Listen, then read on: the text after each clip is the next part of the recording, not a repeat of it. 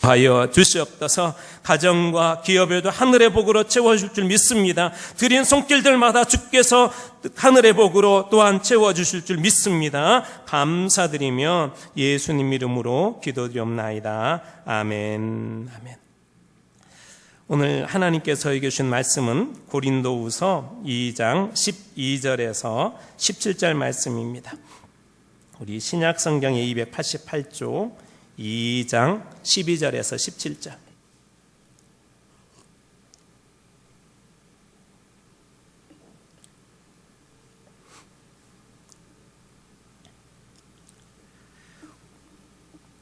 우리 본당에서 예배드리는 분들 우리 교독할 터인데요, 읍조리듯이 이렇게 큰 소리 말고 읍조리듯이 한번 그렇게 여러분 말씀 읽을 때 같이 읽어주시면 감사하겠습니다. 12절에서 17절 우리 교독합니다. 제가 먼저 읽겠습니다.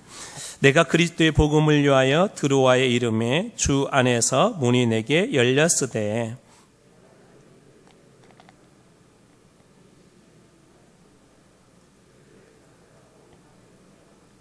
항상 우리를 그리스도 안에서 이기게 하시고 우리로 말미암아 각처에서 그리스도를 아는 냄새를 나타내신 하나님께 감사하노라.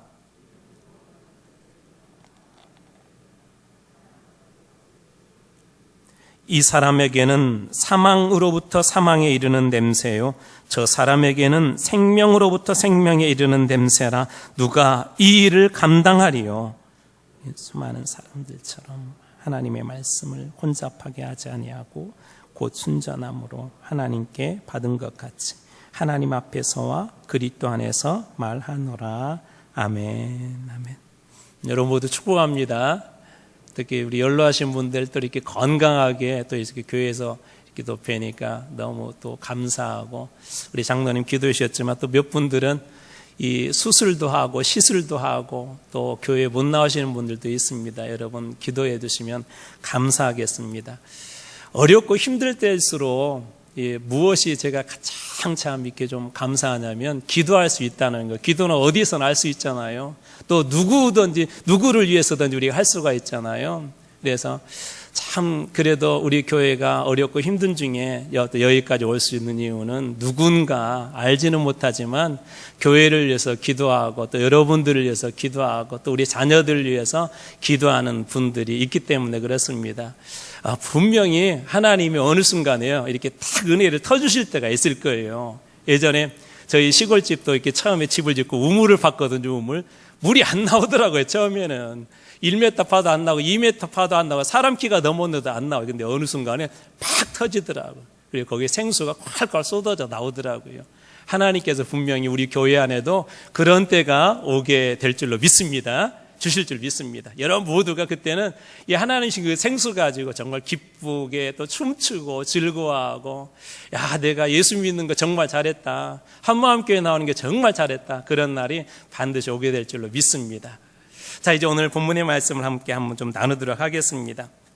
이 성경에 나와 있는 교회들을 여러분 보면 어떤 것 같아요? 부럽잖아요. 그런데 이렇게 부러운 교회들도 가만히 그 내면을 들여다보면 오늘날하고 똑같은 그런 문제들, 아니 어떤 교회는 오늘날보다도 더 심각한 그런 문제들이 교회들이 있었습니다. 그리고 흔들릴 수밖에 없었고 또 시험에 빠질 수밖에 없는 그런 상황들이 이 교회들에게 있었어요. 오늘 본문의 말씀의 배경이 되는 이 고린도 교회도 그 마찬가지였었습니다. 이 교회 안에 뭐가 있었냐면 편가르기가 있어요. 편가르기, 소위 당파 싸움이 있었고 또 불협화음이 있었어요. 의견이 맞지 않아가지고. 뿐만 아니라 교회 안에 방탕한 생활, 우리 성경에는 음란했다 그러는데 그런 사람들도 있었고요. 심지어 교회 안에 이렇게 들어와가지고는 하나님의 진리의 말씀을 왜곡시켜서 이 거짓으로 전하는, 이 거짓 교리를 전하는 그런 사람들도 있었습니다. 거기에다가 사도 바울이 사도라는 걸 인정하지 않고 그 사도권을 갖다가 공격하는 그런 사람들도 있었습니다. 다행스럽게도 바울이 첫 번째 편지 고린도전서를 이렇게 써서 보냈을 때 대부분의 사람들이 이렇게 회개하고 돌아왔는데요. 그럼에도 불구하고 이 돌아오지 않는 사람들이 있었어요. 그래서 바울이 우리 성경은 없는데 고린도전서와 고린도후서 그 사이에 이 엄중한 경고의 편지, 또 어떤 분들은 눈물의 편지라고 하는데 정말 눈물로 호소하면서 그 편지를 씁니다. 다행스럽게도 또 이 편지가 일부에게는 먹혔지만 또 많은 사람들이 그 중에 어떤 사람들은 아직도 돌아오지 않은 그런 사람들이 있었어요. 그래서 이제 그 편지를 디도에게 이렇게 보냈는데 이 디도에게 편지를 보내고 나서 디도가 돌아오기 그 직전에 그 이야기가 오늘 그 본문의 말씀입니다. 오늘 본문의 말씀은 여기서 시작합니다. 12절 말씀입니다. 우리 같이 한번 읽어볼까요? 같이 읽습니다. 시작. 내가 그리스도의 복음을 위하여 드로아의 이름에 주 안에서 문이 내게 열렸으되. 자, 고린도 교회가 앞에서 방금 말씀드린 것처럼 문제가 있었어요. 여러 가지 상황들도 있었고 또 이런 것들 때문에 바울이 목회자였기 때문에 그 마음이 어땠을까요? 상당히 복잡하고 또 혼란스럽기도 하고 그랬을 것 같아요. 그런데 방금 읽어드렸던 12절 말씀 보면 내가 그리스도의 복음을 위하여 그렇게 그리스도의 복음을 위하여 복잡하고 혼란스러운 그 상황에서도 이 바울은 복음을 위해서 계속 전진하고 있음을 말씀에서 이렇게 이야기해 주고 있습니다. 혹시 여러분 그런 경험 있으시잖아요. 교회에서 열심히 봉사했는데 사람들이 알아주지 않은 것까지는 괜찮아요. 그런데 비난의 소리를 듣거나 조롱의 소리를 듣거나 안 좋은 소리를 들은 그런 경험이 있습니까? 당신이 목사야? 당신이 장로야? 당신이 집사야? 당신이 권사야? 당신이 교사야? 그런 얘기 여러분 들으신 적 있으실 거예요. 근데 그런 얘기 들으면 어떻습니까? 어떤 마음이 드냐면 다 그냥 내려놓고 싶어요. 그냥 교회 다니는 것도 그냥 내려놓고 싶고 직분도 다 내려놓고 싶고 모든 걸 다 그렇게 내려놓고 싶은 게 사람의 마음 아니에요? 사도 바울은 어땠을까요? 이 고린도 교회만 그런 게 아니라 여러 교회에서 흩어진 사람들 중에 바울을 공격하고 막 교회 안에 문제들이 계속 일어나고 이런 상황에 바울은 저는 그래도 이렇게 한 교회만 담임하고 있지만 바울은 여러 교회를 담임하고 있었단 말이에요. 그런데 그런 상황에서도 바울이 끝까지 붙잡은 게 하나가 있어요. 그게 뭐냐면 바로 저 복음을 위하여, 그리스도의 복음을 위하여서. 여러분 실망하고 또 좌절하고 모든 걸 다 내려놓고 싶을 때 여러분 그때마다 기억하세요. 그래도 내가 이 복음은 놓지 말아야 되지. 주님이 주신 복음은 놓지 말아야지. 그럴 때 여러분 그 위기나 그 실패와 좌절을 여러분 이겨낼 수가 있습니다. 복음에는 우리가 원하지 않지만 어쩔 수 없이 이런 방해꾼들이 끊임없이 있습니다. 여러분 주님의 일에는 방해꾼들이 있어요. 이 사단도 영적인 그런 존재들이 끊임없이 방해한다는 거예요. 예를 들자면 느헤미야가 예루살렘으로 돌아오고 성전을 재건하잖아요. 정말 멋진 일이잖아요. 그런데 그 재건하는 일에도 많은 사람들이 주변에서 이렇게 방해를 하기 시작합니다. 여러분 다윗은 골리앗 앞에 섰을 때 어떤 이야기를 들었어요? 형들한테 야 집에서 그냥 양이나 잘 치고 아버지 말이나 듣지 왜 네가 나서. 이 형들이 어찌 보면은 골리앗 앞에서는 방해꾼들 아니었습니까? 그런데도 이 바울이나 다윗이나 느헤미야는 그럼에도 불구하고 하나님이 주신 약속, 하나님이 주신 말씀, 하나님이 주신 그 복음의 자리를 끝까지 여러분 지켜내게 됩니다. 기억하세요. 반드시 우리를 방해하는 방해꾼들이 있어요. 여러분들이 말씀대로 살려고 한다고 해서 없는 게 아니에요. 그런데 그럴 때일수록 더 말씀 앞에, 복음 앞에, 은혜 앞에 서게 되면 반드시 하나님의 복음의 영광이 드러날 때가 온다는 거예요. 그때 그 과정이 힘든 것이지 그런 과정 중에 여러 가지 시험이 힘든 것인지 주님은 반드시 여러분들에게 약속하신 그 말씀대로 여러분 이루어 주실 거예요. 이 복음의 방해꾼들이 있는 것은 당연한 겁니다. 왜 그렇습니까? 영혼을 살리는 일이잖아요. 이 한 사람의 인생이 이 지옥에서 천국으로 바뀌는 정말 중요한 그런 순간 아닙니까? 여러분 이러한 일에 사단, 마귀의 그런 존재들이 여러분 가만히 놔둘까요? 영원한 그 삶이 복음에 달려있는데 여러분 가만히 놔둘까요? 그렇지 않습니다. 여러분 그렇기 때문에 복음의 이 방해꾼들이 방해를 해도 여러분 실망하지 마십시오. 당연한 거예요. 당연한 겁니다. 우리가 살아있으니까 어디에 부딪히면 아프다는 통증을 느끼잖아요. 죽은 사람은 그거 못 느껴요. 살아있기 때문에 이런 방해꾼들도 있는 거예요. 그러면 여러분 그때 그렇게 생각해요. 내가 그래도 아직 쓸만한 사람이구나. 아직 그래도 내가 쓰임받을 만한 사람이구나. 그러니까 그런 방해꾼들이 여러분 있는 거예요. 그 다음에 또 하나 기억해야 될 것이 뭐냐면 늘 여러분들이 생각하고 계획한 대로 되지 않는다는 거예요. 좋은 일도. 하나님의 일도 그대로 되지 않습니다. 오늘 말씀이 13절 말씀입니다. 자, 같이 한번 읽어볼까요? 자, 시작. 내가 내 형제 디도를 만나지 못함으로 내 심령이 편하지 못하여 그들을 작별하고 마게도냐로 갔노라. 디도에게 이제 첫 번째 편지를 보내고 나서 이제 어떻게 고린도 교회가 되었는지 궁금해서 디도에게 편지를 들려 보냈거든요. 그러니까 바울은 지금 복음 사역 중에 있는데 그럴 때 디도가 와가지고 선생님 고린도 교회 갔더니 상황이 이렇게 정리가 됐어요. 아직도 이런 문제가 있어요. 그러면 문제가 있으면 바울이 솔루션을 제시할 거 아니에요. 근데 어떠한 소식을 듣지 못했어요.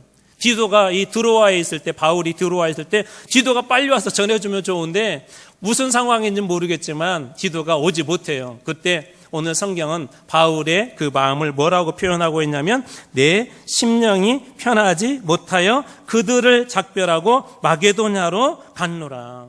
바울이 계획한 대로, 바울이 생각한 대로 좋은 소식이든 나쁜 소식이든 이 고린도 교회 상황을 전혀 알 수 없는 그런 상황인데 지금 그곳에서 빨리 듣고 싶은데 바울은 다시 새로운 그런 이 선교지로 복음을 전할 곳으로 마게도냐로 이렇게 떠나게 됩니다.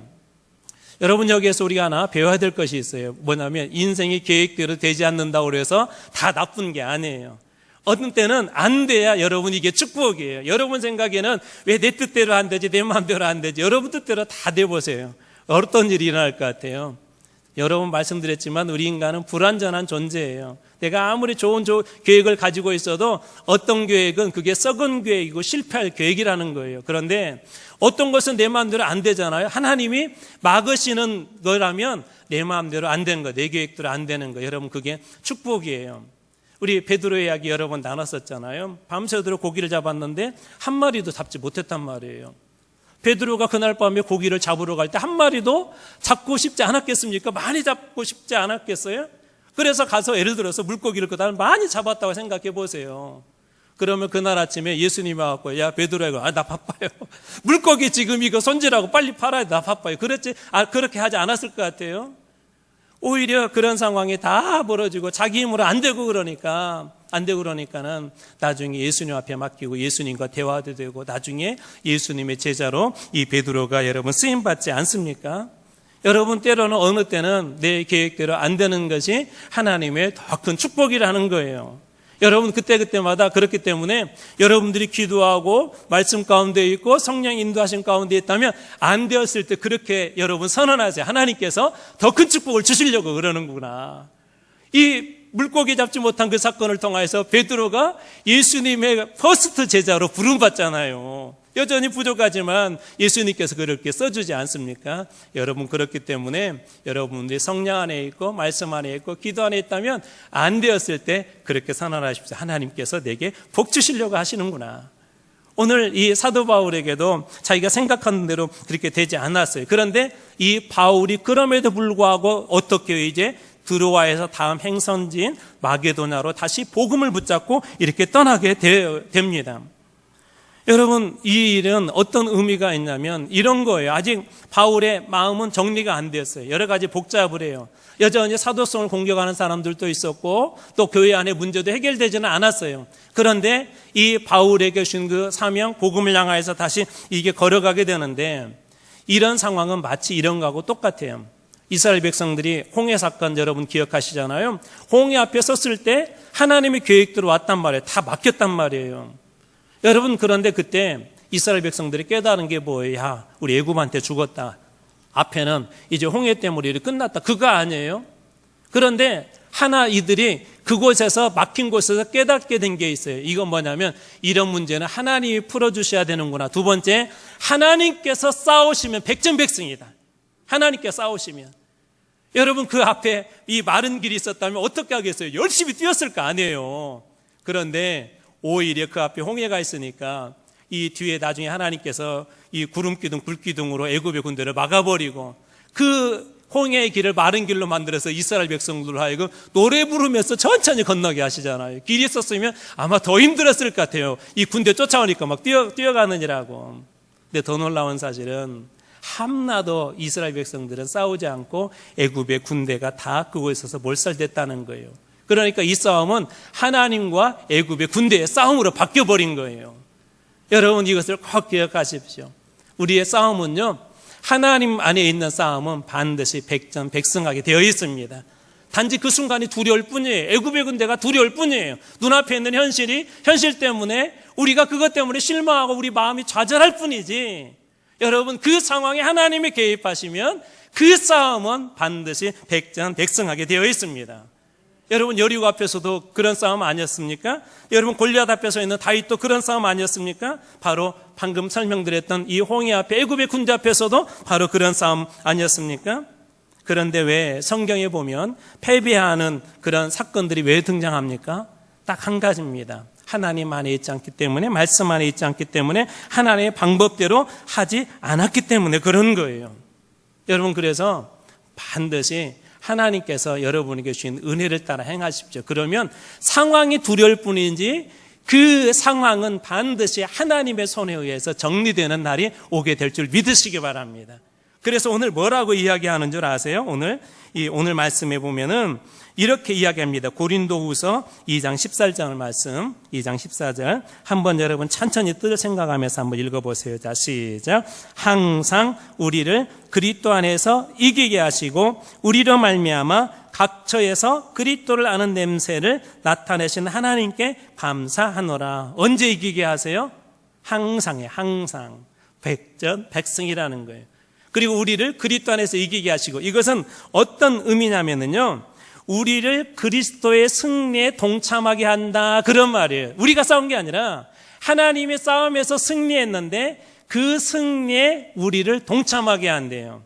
이게 이런 얘기예요. 우리나라가 일본하고 축구하면 여러분 반드시 이겨야 되죠. 우리는 아무튼 이상하게 그런 게 있어요. 다른 나라들은 조금 지면 그냥 순간 속상하고 마는데, 자, 예를 들어서 우리나라 국가대표 선수가 일본하고 나가서 축구 경기를 해서 우리나라가 이겼어요. 그럼 여러분 뭐라고 얘기해요? 우리나라 국가대표가 이겼다 그렇게 이야기해요? 아니면 우리가 이겼다 그렇게 이야기해요? 여기 다 다른 나라 분들이세요?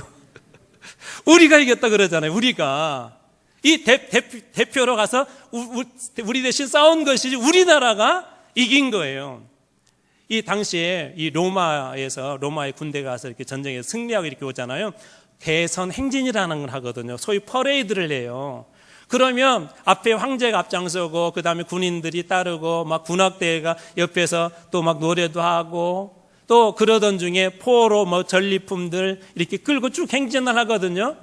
그러면 그때 시민들이 그런 거야. 우리가 이겼다. 시민들이 직접 전투한 건 아닌데 우리가 이겼다. 여러분 그리스도께서 이미 승리한 걸 믿으시기 바랍니다. 그렇다면 여러분이 주님의 자녀라면 여러분들도 이미 승리한 걸 믿으시기 바랍니다. 그래서 항상 우리를 그리스도 안에서 이기게 하신다, 그렇게 선포하신 거예요. 그 다음에 두 번째로 이때 이렇게 행진을 할 때 승리했다는 의미에서 이들이 뭘 하냐면 이렇게 향기가 나게 한대요. 향을 피운대요. 그래서 그 향이 그 주변에 쫙 펴지면은 소리를 못 들어도 우리나라가 이 싸움에서 이겼구나, 우리 군대가 이겼구나, 그것을 안다는 거예요. 그리고 또 하나, 그곳에 오래 있다 보면 그 향이 어떻게 돼요? 옷에 배겠죠. 그러면 집으로 돌아가면 집에서도 여전히 그 냄새가 날 것이 아니에요. 바로 그 얘기가 후반 얘기예요. 각처에서 여러 곳에서 우리가 있는 곳에서 그리스도를 아는 냄새를 나타내는 여러분들에게도 이미 그 냄새가 있다는 거예요. 그 승리의 냄새가 여러분들에게도 있다는 것입니다. 무슨 자격으로? 우리 지난주에 나눴던 것처럼 여러분들은 주님의 자녀예요. 주님의 백성이에요. 주님의 것이기 때문에 그렇습니다. 주님의 승리가 우리의 승리고 주님의 부활이 곧 우리의 부활을 확증해 준 거 아닙니까? 여러분 그렇기 때문에 항상 우리를 그리스도 안에서 이기게 하시는 그 주님 안에 여러분들 모두가 다 거하시기를 축복합니다. 그곳에 있을 때 우리에게는 날마다 그렇게 승리가 있다는 거예요. 승리 있다는 것입니다. 이처럼 우리에게는 오늘 성경 말씀을 통해서 주신 놀라운 은혜 중에 하나는 뭐냐면 그리스도를 아는 냄새가 나는데 그 냄새를 15절에서는 이렇게 표현하고 있습니다. 15절 말씀입니다. 자, 같이 한번 읽어볼까요? 시작. 우리는 구원받은 자들에게나 망하는 자들에게나 하나님 앞에서 그리스도의 향기니. 저는 여러분들이 어느 곳에 있든지 그리스도의 향기로 여러분들이 쓰임받기를 축복합니다. 제가 어느 날 밖에서 이렇게 회식을 하고 이렇게 오잖아요. 고깃집 가서 회식을 하고 이렇게 왔어요. 고기를 구워 먹고. 그러면 저희 집에 들어오면 우리 애들이 개코도 아닌데 금방 알아맞혀요. 옷에서 무슨 냄새가 나요? 고기 냄새가, 고기 구워 먹을 때 그 냄새가 이렇게 옷에 밴 거예요. 이게 무슨 얘기냐면, 저는 여러분들이 교회 가서 예배 드리고 이렇게 나서 집에 돌아가면 여러분들의 그 삶에서 예배 향기가 그렇게 났으면 좋겠어요. 아, 이 사람이 정말 예배 드리고 왔구나. 이 사람이 정말 하나님 만나고 왔구나. 아, 교회 가기 전에 얼굴이 슬프더니 그 얼굴에서 이제 그 향기가 나구나. 예수 믿는 향기가 나구나. 여러분, 이게 그리스도의 그 향기입니다. 여러분이 향기가 주는 몇 가지 중요한 의미들이 있는데, 첫 번째는 구약에 보면 구별할 때 이 향기를 써요. 향유를 갖다 붓는데 구별할 때 거룩한 것으로. 그래서 그리스도의 향기다라는 말은 뭐냐면, 여러분들은 그리스도의 것으로 구별된 존재라는 거예요. 여러분은 그리스도의 것으로. 그 다음에 두 번째, 예수님에게 마리아가 이렇게 향유를 머리에 붓잖아요. 그것은 뭐예요? 귀한 분에게 존경과 그 귀중함을 표현할 때 그렇게 하거든요. 그러니까 여러분들이 그리스도의 향기라는 건 하나님 앞에 여러분은 귀중한 존재라는 거예요. 여러분 한 분 한 분이. 그래서 내가 너를 보배롭고 존귀하게 여긴다. 그래서 그 말씀이 거기서 나온 것입니다. 그 다음에 세 번째, 이 구약에서 이 향기, 이 향유는 어느 때 쓰이냐면 방부제로 쓰기도 하고요. 그러니까 썩어지지 않도록 이게 쓰기도 해요. 때로는 진통 효과, 때로는 치유 효과가 있게 해요. 그래서 여러분들이 그리스도의 향기라는 건 뭐냐면, 누군가에게는 여러분들이 치유자가 되고, 누군가에게는 고통 중에 있는 사람들이 그 고통을 덜어주는 그런 사람, 그것이 여러분 바로 그리스도의 향기라는 것입니다. 그런데 더 중요한 의미가 하나가 있어요. 이 성경에서 향기라는 말을 어디에다 쓰냐면 하나님 앞에 번제의 제사를 드릴 때 거기에다 씁니다. 그래서 이 번제에 대한 제사들이 이야기들이 많이 나오지만 그 중에 하나만 한번 보겠습니다. 창세기 8장 21절 앞부분입니다. 자, 우리 같이 한번 읽어볼까요? 자, 시작. 여호와께서 그 향기를 받으시고 그 중심에 이르시되 내가 다시는 사람으로 말미암아 땅을 저주하지 아니하리니. 여호와께서 그 무엇을 받으시고 향기를 받으시고, 이 향기가 뭐냐면, 이 제가 번제라고 그랬잖아요. 번제는 가죽을 제외하고, 이 가죽은 제사장의 몫으로 주고요, 모든 것을 다 불에 태워서, 이게 번제는 제사의 종류고요, 화재, 불로 태워서, 방법은 화재로 드리거든요. 그래서 가죽을 제한 모든 것을 불로 다 태워서 하나님 앞에 드려요. 그러면 하나님께서 그 향기를 받으셨다, 그렇게 표현합니다. 그래서 이 번제가 상징하는 건 뭐냐면 희생과 헌신이에요. 희생과 헌신. 그렇기 때문에 여러분, 우리가 그리스도의 향기로 하나님께서 명명해 주실 때는 반드시 그리스도의 향기들은 가져야 될 영적 자세가 있는데, 희생과 여러분 헌신입니다. 희생과 헌신. 그래서 바울은 로마서에서 그렇게 얘기해요. 너희 몸을 거룩한 산 제물, 산 제사를 하나님 앞에 올려드려라. 그럴 때 그 사람이 그리스도의 향기가 되는 거예요. 여러분, 기도도 마찬가지입니다. 기도도 희생과 헌신이 없으면 힘이 되지 않습니다. 그런데 성경에서 이 기도를 향기로운 제물이라 이렇게 표현하고 있거든요. 계시록 5장 8절 말씀, 계시록 5장 8절 말씀입니다. 제가 우리 같이 한번 읽어볼까요? 자, 시작. 그 두루마리를 취하심에 네 생물과 24장로들이 그 어린 양 앞에 엎드려 각각 검은고와 향이 가득한 금 대접을 가졌으니 이 향은 성도의 기도드리라. 이 향은 무엇하고요? 성도의 기도드리라. 저는 우리 한마음교회 성도들이 이 기도해서 저기 그 가득한 그 금 대접에 우리 한마음교회 기도로 가득 차는 그런 날이 반드시 오게 될 줄로 믿습니다. 여러분들이 그런 자리에 쓰임받기를 원합니다. 여러분, 기도에도 이런 희생과 헌신이 필요해요. 갈멜살 그 전투에 있었던 그 엘리야가 하나님 앞에 부르짖잖아요. 목숨을 걸고 기도하잖아요.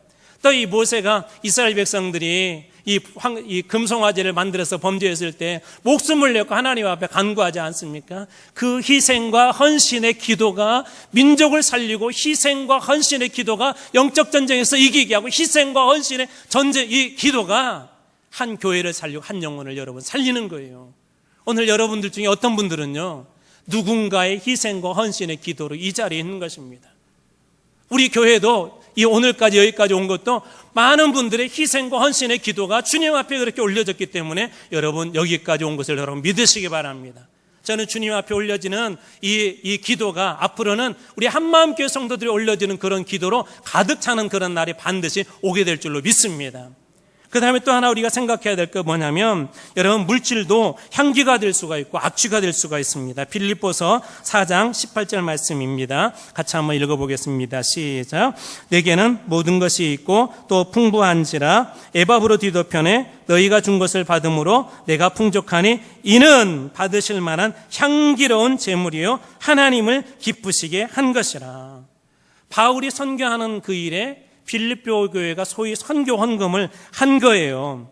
빌립보 교회는 어땠을까요? 그때 당시에 상황이 빌립보 교회 어땠을 것 같아요? 어려웠어요. 빌립보 교회도 내부적으로도 힘들고 외적인 공경도 있었고 여러 가지 힘들고 어려웠어요. 그런데 이 빌립보 교회가 기쁜 마음으로 바울의 이 선교하는 일에 동참을 하게 됩니다. 여러분, 선교, 복음을 전하는 일은 우리 많은 그리스도인들의 사역이겠지만 이것만큼 우리 주님 앞에 기쁜 사역이 없습니다. 여러분, 주님께서 우리에게 남겨주신 마지막 사명이 뭐예요? 땅끝까지 이르러서 이 세례를 베풀고 제자 삼는 거 아닙니까? 복음 베푸는 거 아닙니까? 여러분, 이 주님의 이 남은 사역을 그 교회가 감당하려고 할 때, 물질로 감당하려고 할 때 주님 보실 때 어떠실 것 같아요? 야, 이거 내가 제발 부탁인데 내가 유언과 같은 얘기다. 앞으로 내가 너희들을 떠나게 될 거지만 앞으로 너희 교회가 이 선교하는 일, 복음을 전하는 일, 땅끝까지 이르러서 제자 삼는 일, 이 일들 너희들 좀 감당해줘. 그럴 때 그 일들을 멋지게 감당하는 그런 교회 보면 주님 보실 때 어떤 생각이 들까요? 제가 만약 어느 회사의 사장인데 우리 사원들한테 그런 부탁을 했는데 정말 열심히 일한다면 저는 보너스를 주고 싶을 것 같아요. 여러분은 안 그래요? 그러지 않겠어요? 얼마나 예쁘겠어요? 그런데 이 빌립보 교회가 그 선교하는 일에 자기들도 힘들고 어려운데 이 하나님 앞에 헌신했다는 거예요. 지금 여러분들하고 이렇게 모일 수가 없어가지고 회의할 수가 없어서 그런데 앞으로 저희 교회도 이 선교하는 일들 또 주변의 교회들 돕는 일들 할 수만 있으면 우리 교회가 할 수 있는 역량 내에서 좀 그렇게 하고 싶어요. 왜? 주님께서 그 일을 기뻐하시니까. 그것을 주님께서 향기로운 제물로 받아주시기 때문에 여러분 그런 것입니다. 여러분 쉽지 않지만 반드시 이 일들은 누군가가 감당해야 할 것입니다. 우리 예수님도 그렇게 여러분 감당하지 않습니까? 에베소서 5장 2절 말씀입니다. 같이 한번 읽어보겠습니다. 자, 시작. 그리스도께서 너희를 사랑하신 것 같이 너희도 사랑 안에서 행하라. 그는 우리를 위하여 자신을 버리사 향기로운 제물과 희생의 제물로 하나님께 드리셨느니라. 그는 우리를 위하여, 여러분을 위해서 어떻게 하셨대요? 자신을 십자가에 버리사 향기로운 제물과 희생의 제물. 우리 구약의 번제가 그런 거라고 그랬잖아요. 모든 걸 다 예수님께서 그 십자가에서 내어주신 거예요. 그때 성경은 그 예수님의 모습을 향기로운 제물이다, 희생의 제물이다 그렇게 이야기합니다. 여러분, 이처럼 향기에는 반드시 희생과 헌신이 필요해요. 저는 우리 교회 안에 그리스도의 향기를 가득 찼으면 좋겠어요. 힘들고 어려운 사람들이 우리 교회에 들어와서 예배당 들어오자마자 그 향기 맡고 그 고통들이 사라지고 힘이 빠졌던 분들이 다시 힘을 얻고 죄 때문에 그 문제 때문에 고민했던 사람들이 이 예배당 안에 들어오는 순간 하나님께서 어루만져 주시고 위로해 주시는 그 거룩한 향기를 맡고 사람들이 다 일어나는 그런 놀라운 역사들이 이 예배당 안에서 일어나기를 축복합니다. 그러려면 여러분 한 분 한 분이 그리스도의 향기가 되어주셔야 돼요.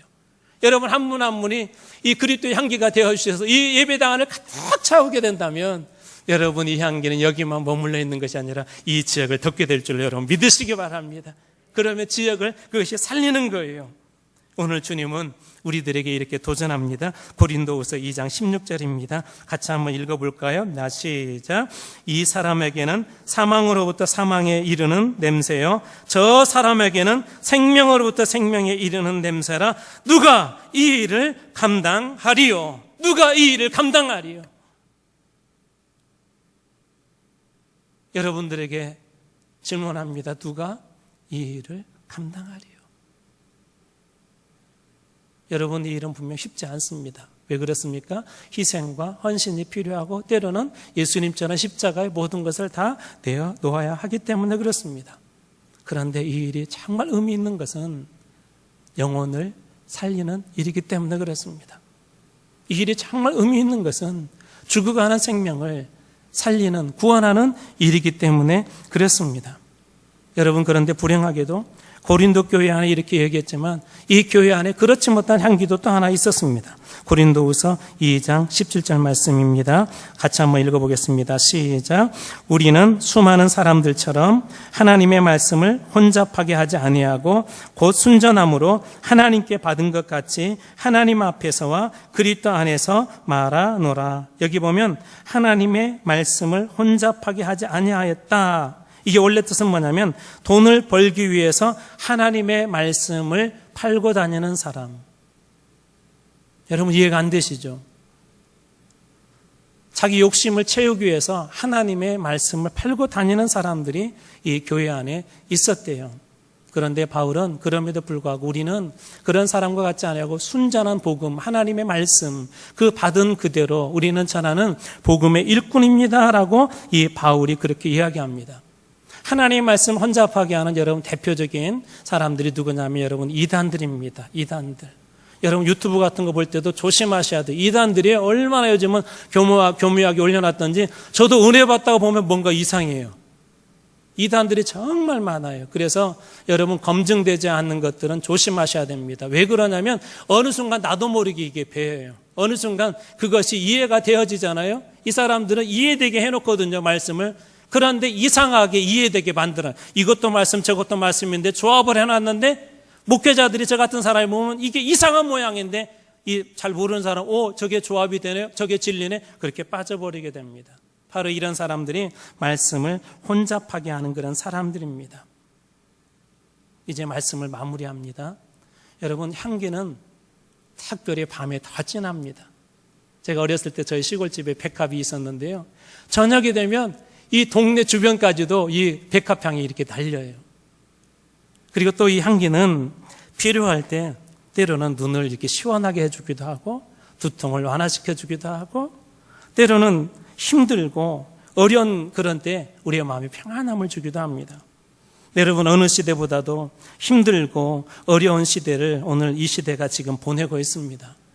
너희들 그리스도의 향기다 그럴 때 만약에 이 세상이 어렵고 힘들지만 우리 교회부터라도 정말 그리스도의 향기를 쓰임받는다면 누군가에게는 이것이 위로가 되고 누군가에게는 이것이 생명이 되고 누군가에게는 그 가정과 그 기업을 살리는 놀라운 능력이 되게 될 줄로 믿습니다. 여러분 초대교회가 어려운 중에도 이 복음의 향기를 놓치지 않았어요. 이제 이 말씀을 저희들이 한번 마무리 한번 하려고 합니다. 한번 제가 읽어나갈 테니까는요. 여러분 잘 한번 눈으로 따라와 보세요. 사도행전 8장 4절에서 8절입니다. 이 흩어진 사람들은 핍박을 받고 이 복음의 향기를 들고 흩어진 사람들이에요. 그 흩어진 사람들이 두루 다니며 복음을 전할세 빌립이 사마리아 성에 내려가 그리스도의 백성에게 전파하니 무리가 빌립의 말도 듣고 행하는 표적도 보고 한 마음으로 그가 하는 말을 따르더라. 수많은 사람에게 붙었던 더러운 귀신들이 크게 소리지르며 나가고 또 많은 중풍병자와 묻 걷는 사람이 나으니 그 성에 큰 기쁨이 있더라. 그때 당시에 사마리아는 사람으로도 안 쳐줬다니까는요. 썩은 시궁창과 같은 그곳에 빌립이 향기가 되어서 들어간 거예요. 그런데 그곳에서 어떤 일들이 나왔어요? 무리들이 빌립의 말을 듣고 한 마음으로 그의 말을 따르고 많은 사람들이 붙었던 더러운 귀신들이 떠나고 뿐만 아니라 많은 중풍병자와 걷지 못한 사람들이 일어나 걸었다고 그렇게 이야기합니다. 이게 그리스도의 향기의 능력이에요. 그러자 그 결과가 어떻게 되었다고 이야기합니까? 그 성에 큰 기쁨이 있더라. 저는 이제 여러분들에게 도전합니다. 여러분들이 이 그리스도의 향기가 되어주시기를 축복합니다. 예배의 향기가 되어주십시오. 기도의 향기가 되어주십시오. 헌신의 향기가 되어주십시오. 누군가에게는 복음의 향기가 되어주십시오. 그때 여러분이 살고 있는 우리 영봉동, 우리 광주 땅, 우리 대한민국에 큰 기쁨이 다시 넘치는 날이 여러분들을 통해서 그리스도의 향기인 여러분들을 통해서 다시 회복되는 날이 오게 될 줄로 믿습니다. 이 놀라운 축복이 여러분에게 임하기를 원합니다. 우리 가슴에 한번 손을 한번 얹어보세요. 그래 이렇게 한번 선포했어요. 나는 그리스도의 향기입니다. 나는 그리스도의 향기입니다. 아멘. 기도하겠습니다. 하나님, 정말 어렵고 힘든 때를 저희들이 살고 있지만 하나님 말씀 가운데 그래도 그 어두운 밤 시간에 향기가 된 사람들, 시궁창이 같은 곳에 가서 향기가 되었던 사람들, 또 두려움과 무서움 앞에 서 있는 사람들 앞에 가서 향기가 되었던 사람들에 대한 믿음의 선조들에 대한 이야기를 오늘 말씀을 통해 나누었습니다. 하나님, 우리 교회가 이 세상에, 이 땅에, 우리 광주 땅에 그리스도의 향기로 쓰임받게 하여 주시옵소서. 그래서 이 교회로 말미암아, 우리 성도들로 말미암아 어렵고 힘들었던 분들이 다시 일어서고, 쓰러졌던 분들이 다시 회복이 되어지고, 병들었던 분들이 다시 치유가 되어지고, 더 이상 걸을 수 없어서 안전병에처럼 살았던 인생들이 걷기도 하고 뛰기도 하는 역사들이